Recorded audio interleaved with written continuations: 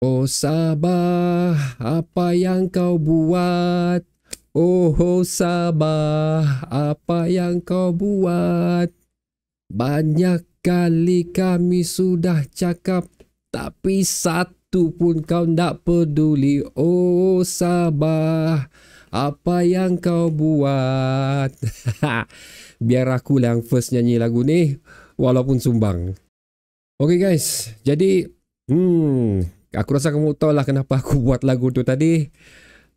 Lirik secara spontan je lah. Aku pun dah terfikir mau buat semua tu. Ini adalah berkenaan mengenai pelantikan interim coach atau coach sementara caretaker untuk Sabah FC yang menyatakan mengenai Alto Linus dan juga Stano akan menggalas tanggungjawab tersebut sehingga habis musim saingan Liga Super ni. Okay guys, sebelum aku pergi jauh, aku just mau buat statement di sini yang aku bukan tidak suka sama Alto Linus sama Stano kan nama dia tu kalau aku nak silap. Aku akan panggil Stano saya buat sementara ni pasal aku nak pasti nama dia, lupa sudah aku. Bukan aku benci dia orang, bukan aku memandang rendah apa yang dia orang miliki, tapi masalahnya bukan itu yang aku mau dan aku pasti bukan itu yang anda mahu juga untuk keputusan yang diberikan oleh Safa bagi memberikan tanggungjawab tersebut kepada mereka berdua. Itu aku punya disclaimer dan statement awal aku. Dan aku akan menyatakan bagaimana fikiran aku lah untuk berdani di penghujung video. Tapi sebelum tu aku akan memberikan kamu sedikit bilang orang pendapat aku lah mengenai kenapa aku merasakan keputusan yang dilakukan oleh Safa itu adalah keputusan yang cukup tidak tepat dan bagi aku salah untuk Sabah FC. Okay guys, kita sekarang ni berada dalam satu prestasi yang cukup bagus guys, berada di kedudukan tangga ketiga, 5 kemenangan sudah termasuk saingan Piala FA ni dengan jumlah gol kesemua perlawanan melebihi 3 gol dan persembahan yang cukup bagus baik daripada pemain utama dan juga pemain Sabah FC. So itu adalah merupakan satu perjuangan yang telah dilakukan oleh OKS sendiri, lebih-lebih lagi untuk season ketiga ni mengekalkan skuad di dalam skuad yang telah kita miliki pada beberapa musim lepas untuk persaingan ni. Even aku pun mempersoalkan tindakan OKS ni, tapi slowly kita fahamlah kenapa OKS melakukan sedemikian oleh kerana ketidakmampuan kelab. Itu satu jugalah. Dan ianya walaupun kita dah puas hati tapi ianya membuahkan hasil kerana kita tahu siapa yang berada di kerusi coach tu. Kerana kita walau macam mana pun kita masih menaruh kepercayaan kepada OKS kerana kita tahu OKS mampu untuk melakukan sedemikian dan OKS telah membuktikan kesemua benda tu masih boleh dilakukan walaupun tidak ada perubahan yang dilakukan di dalam skuad Sabah FC. Jadi inilah benda yang paling crucial lah untuk Sabah FC, di mana memiliki satu coach yang mampu untuk bilang orang walaupun skuad ni dalam kesusahan tapi mampu juga untuk membentuk kembali skuad ni menjadi salah satu pasukan yang terus mencabar saingan Liga Super. Itu aku rasa susah untuk dimiliki oleh mana-mana coach lah benda tu sebenarnya. Kerana antara benda yang paling utama juga satu adalah management of the dressing room sebenarnya. Kerana orang begini kita punya klub ni, Sabah FC ni mempunyai beberapa wajah ataupun karakter yang cukup besar di saingan liga tempatan kita ni. Ada beberapa pemain yang mewakili Harimau Melaya, ada beberapa pemain yang bermain di luar, pemain import lah aku katakan di sini, yang telah memberikan sehabis baik untuk klub ni dan menjadi tunjang utama untuk dalam klub ni. Jadi mampukah individu-individu yang telah mengisi kekosongan ditinggalkan oleh OKS tu mengekalkan karakter sedemikian? Itu adalah merupakan salah satu benda yang aku perhatikan lah untuk keputusan yang telah dilakukan oleh Safa ni. Dan seterusnya, walaupun mereka katakan yang okey lah kedua-dua ni mempunyai fahaman bagaimana struktur ataupun formasi corak permainan OKS dan mereka mampu untuk mengekalkan apa yang telah diterapkan oleh OKS selama 3 musim ni. I have no doubt lah benda tu. Memang dia orang tahu kalau aku duduk di kursi itu pun hanya duduk saja, tidak membuat latihan, mendengar macam mana OKS melakukannya, aku boleh ulang balik apa yang OKS tulis-tulis di whiteboard tu. Tapi we are talking about tactical, yang orang yang master tentang tactical, orang yang mempunyai banyak magic card di dalam poket dia tu. Aku pasti dia tidak akan turunkan semua benda tu lah, pasal benda ni sometimes bukan saja melibatkan apa yang dia tahu, tapi reaction untuk sesuatu perlawanan tu on the spot. Maksud aku reaction last minute di dalam perlawanan tu, apa yang perlu dilakukan sekiranya tim kita jadi macam ni. Itu yang bagi aku ianya memerlukan pengalaman yang cukup lama, perlu pengalaman yang berada di level yang berbeza untuk mendapat insan sedemikian. Jadi itulah yang bagi aku tidak dimiliki oleh individu yang telah dilantik oleh Safa lah bagi mengisi kekosongan tersebut. Dan aku, bagaimana aku katakanlah, ini menentukan betapa seriusnya Safa. Kejap tuan, kejap guys, macam gelap muka aku. Kalau dia orang mampu meneruskan apa yang OKS teruskan, alhamdulillah guys, tidak masalah. Ialah benda yang satu bagus. Tapi buat masa ni, benda ni tidak meyakinkan aku, dan ia boleh dan bakal membantutkan perjuangan kita yang telah kita lakukan di awal saingan Liga Super ni untuk dibawa ke pusingan kedua saingan Liga Super.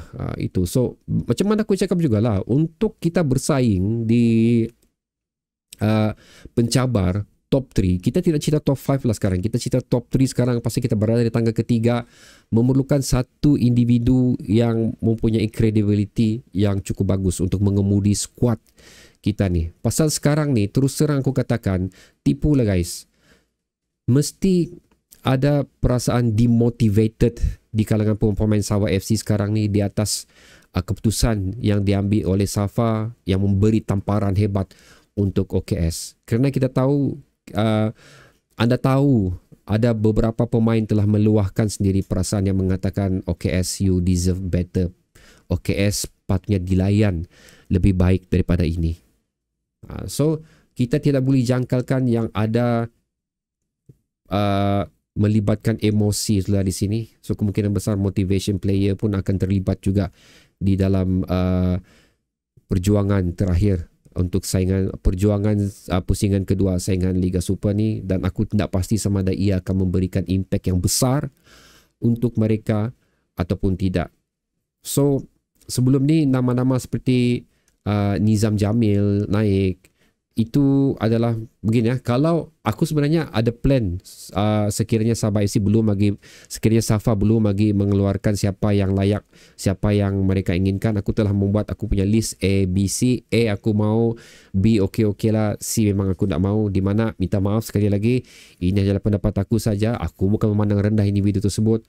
Siapa yang mereka pilih sekarang ni adalah berada di kelompok C aku. So Nizam Jamil kelompok B, lebih kurang begitu. Kelompok B pasal dia pun bukanlah dapat manage Selangor dengan baiknya pada perlawanan tersebut, tapi at least dia mempunyai pengalaman untuk beraksi di pentas yang lebih tinggi daripada ya apa yang Safa putuskan sekarang ni lah. Dan seterusnya, okey, ini agak kontroversi sikit. Aku mau Julius Ating berada dalam list A aku pasal beliau saja yang layak.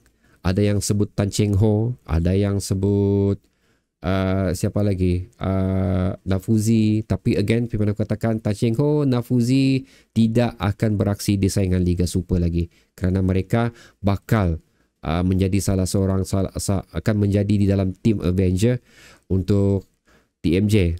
Dan seterusnya adalah kelibat tanda soal berada di slot A aku. Yang aku maksudkan tu adalah individu coach yang import coach lah, lebih kurang macam tu.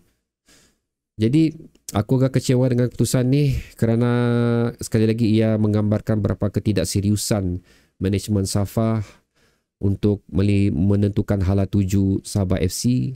Sebab pasal sekarang ni kita mempunyai potensi untuk mengatasi Selangor guys. Kita mempunyai potensi untuk kembali ke saingan Asia. So tidak mahukah semua tu? Tidak berkeinankah semua tu?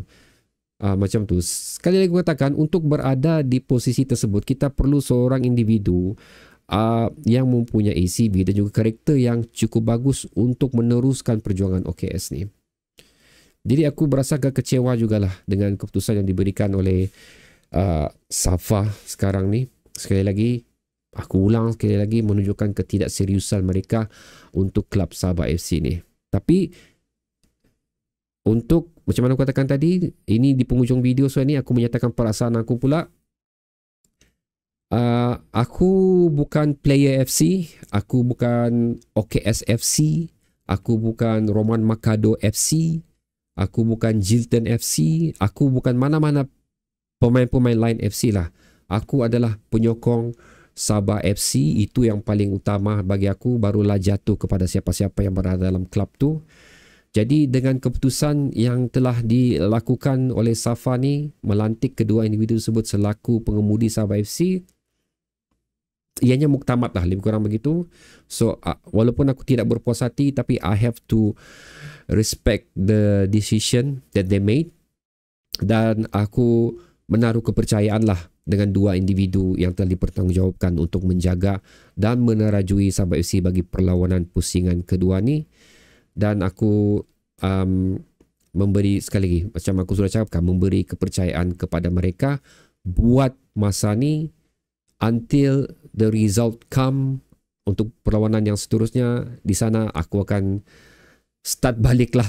Okey, menyatakan apa yang aku katakan pada sebelum ni. Kerana sekali lagi, walau sakit hati aku sekalipun dengan keputusan yang dilakukan, tapi again, aku bukan Player FC supporters, aku Sabah FC supporters. So apa yang di keputusan yang telah dilakukan buat masa ni, I have to support lah. Lebih kurang macam tu. Dan aku tidak akan membuat statement untuk boycott, tidak hadir ke stadium apa semua, kerana player kita masih memerlukan kita. Player kita masih ingin kita lihat hadir ke stadium untuk membantu mereka meneruskan saki-baki perjuangan mereka bersama Sabah FC ni. So itu yang penting untuk aku sekarang. Bagi aku, ini again lah, aku punya opinion, boycott tidak perlu dilakukan. Kerana bagi kita sekarang ni, bagi aku sekarang ni adalah untuk memberi semangat kepada player-player Sabah FC yang telah menabur bakti, keringat, ada yang sampai berdarah